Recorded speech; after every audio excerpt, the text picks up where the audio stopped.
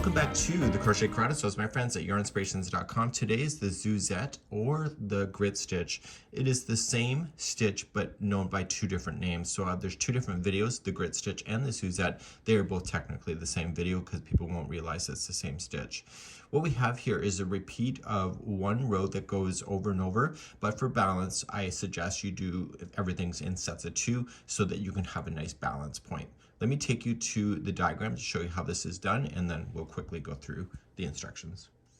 So here's a crochet diagram that's available for you. It's in multiples of two, so no matter what you do, keep it always as an even number, and this thing will always work out.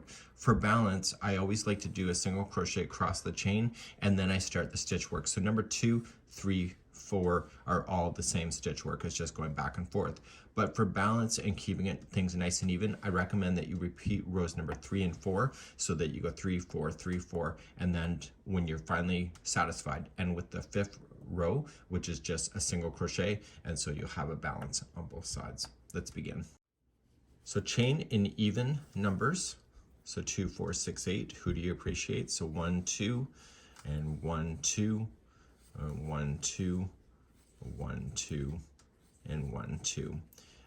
Go to the length that you want to go. So if you want to measure something like a blanket, just lay the chain down on something that you want to match, and you're going to go from there. Let's begin row number 1.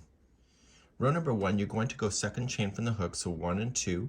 And I always like getting the back hump of the chain. If you don't like it, then don't do it, just do the regular. But once you get the back hump, the whole chain stays turned upside down, and I'm less likely to lose count. So I'm just going to single crochet myself all the way across, back. So please do that and put me on hold, and we'll begin row number 2 in a moment. Once you're at the end of the row, you turn your work, and let's begin number 2 and beyond. As I mentioned, every row is going to be the same going forward, and I'm going to show you a cheating technique when you decide that you're finished, just in case you're not paying attention to the rows. So what you can do to start always is chain 1, and in the first one here, you're going to single crochet and double crochet into the exact same stitch. Just like that.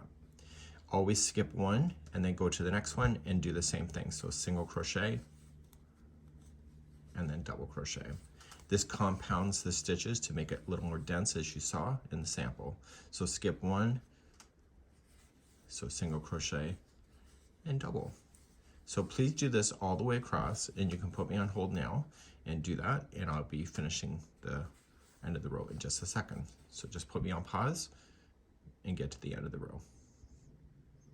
For those that are ready, when you get to the end of the row, you're just doing the same configuration over and over, and you're going to have 2 stitches left. So 1 and 2. So in the last stitch only, just put in a single crochet. So there's no double crochet in that one at all. And that was row number 2. So we'll flip our work and let's do row number 3. Let's do row number 3, and this is the same as row number 2. So always chain 1, and in the first one, you're going to put in a single crochet and a double. Skip 1, and see this one? This is the single crochet, so it always looks smaller than the other one.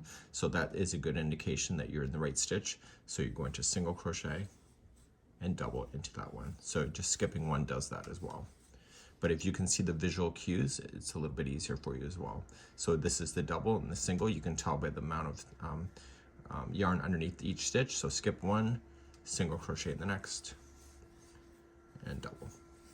And you're going to do this all the way across. So skip one and put me on pause and go all the way across, and maybe at the end of the row in just a moment.